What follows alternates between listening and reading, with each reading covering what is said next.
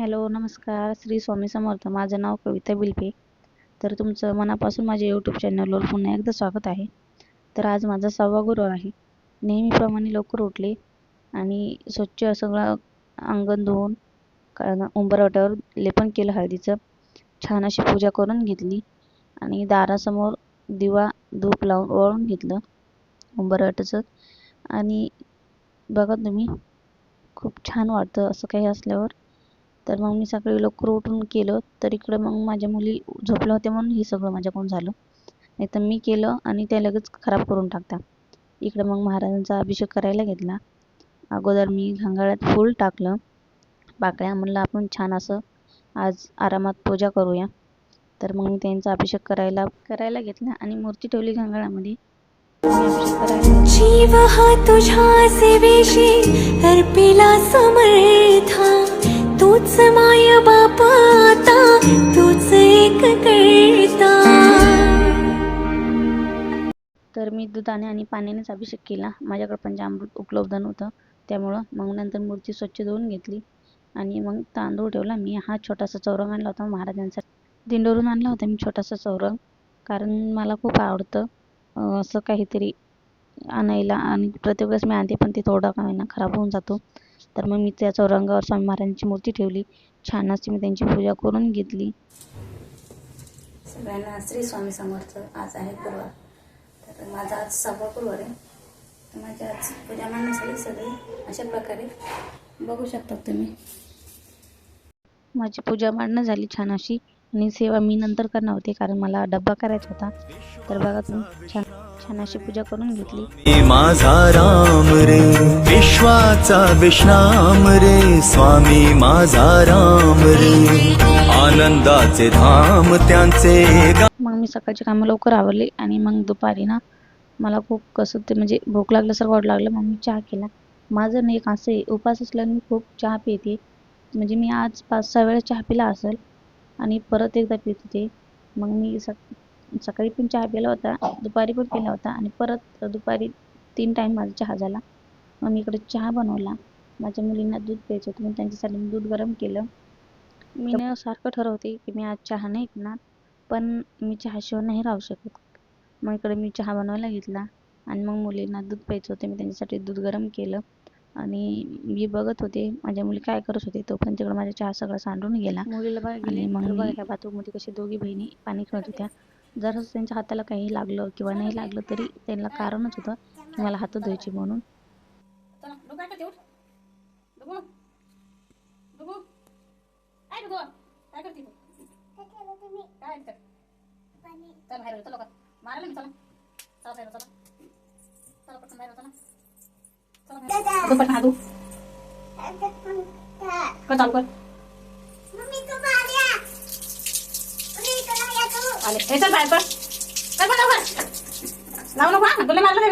बघितलं का, ह्या अशा आहेत माझ्या दोघी जणी क्यूट मुली, ऐकतच नाहीत. मग मी चहा प्यायला घेतला तर देविक मला काहीतरी बोलत होती. काय कसं काढशील? मला म्हणजे तुला घरच्या बाहेर काढून टाकेल. मग तिचं बघितलं आणि खुशी पण मला म्हणते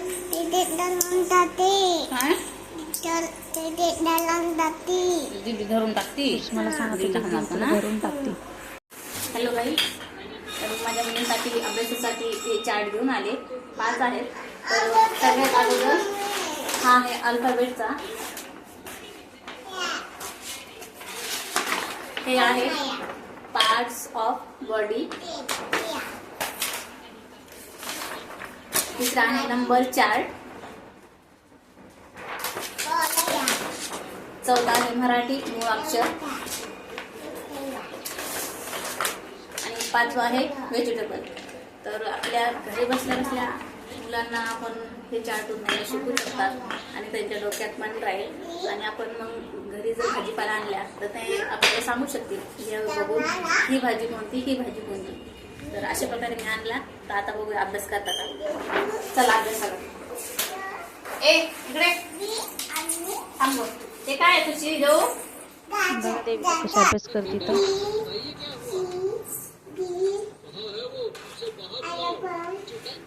B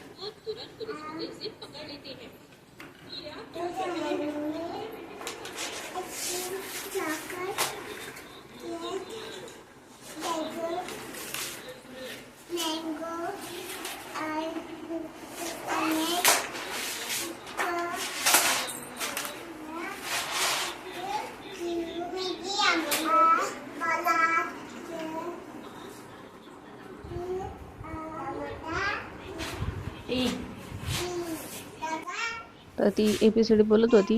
तिला थोडीफार ABCD येते, Q पर्यंत येतं. नंतर तिला 2-3 शब्द नाही बोलता येत, पण तिने चांगला प्रयत्न केला. तर आता मी तिला चार्ट आणला तर थोडं थोडं शिकून जाईल. हे पहा इकडं खुशीची आणि देविकाची मस्ती. खुशी आईस कुठं आहे?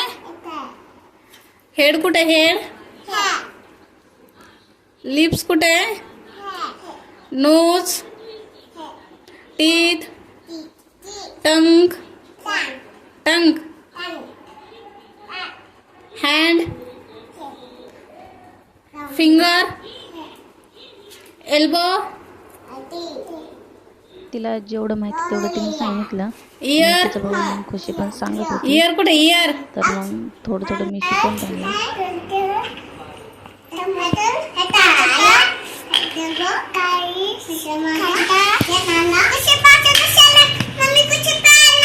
ए खुशी शांत बस ना का?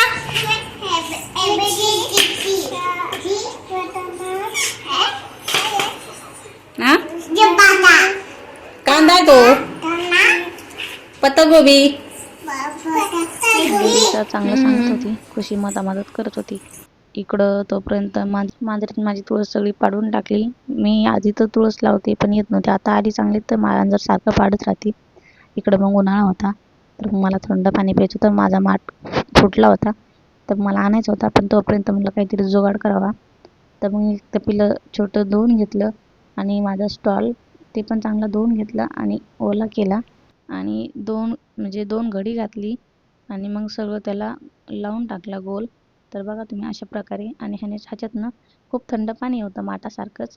जोपर्यंत माठ येत नाही माझा तोपर्यंत हे असाच जुगाड चालू राहणार आहे. आणि मग जास्त पाणी थंड आता उन्हाळ्यात प्यायला लागतं, त्यामुळं मी हे थोडंसं छोटासा जुगाड केला. कसा वाटला कमेंटमध्ये मला नक्की सांगा. मग इकडं रात्रीची जेवणाची तयारी करत होते. तर मिक्सरच्या डब्यात मी वरण आणि भात दोन्ही लावायचं होतं मला. तर मी छान असं दोन्ही स्वच्छ धुवून घेतलं, डाळ आणि तांदूळ. आणि दोन्ही डब्यात मी तेल आणि मीठ टाकलं चवीनुसार. आणि मग मी इथं कुकरमध्ये पाणी टाकलेलं होतं, त्याच्यात स्टँड टाकलं. तर डबे ठेवताना थोडंसं चटका बसला, कारण मी अगोदरच ठेवायला पाहिजे होतं, ते नाही ठेवलं, नंतर ठेवलं. नंतर मग इकडं संध्याकाळी दिवाबत्तीचा टाईम झाला होता. दिवाबत्ती लावायला घेतली. तुळशीचा दिवा, मंदिराचा दिवा आणि स्वामी महाराजांच्या पूजा बसल्या दिवा, असे 3 दिवे लावायला घेतले.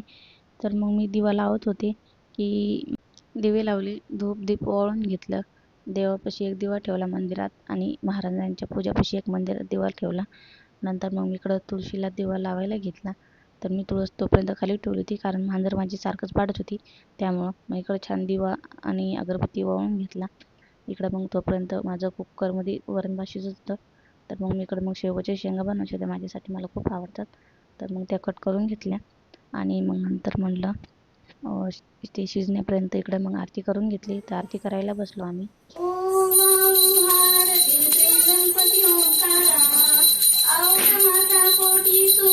मग मी आरती करायला होते. नंतर मग माझी सगळी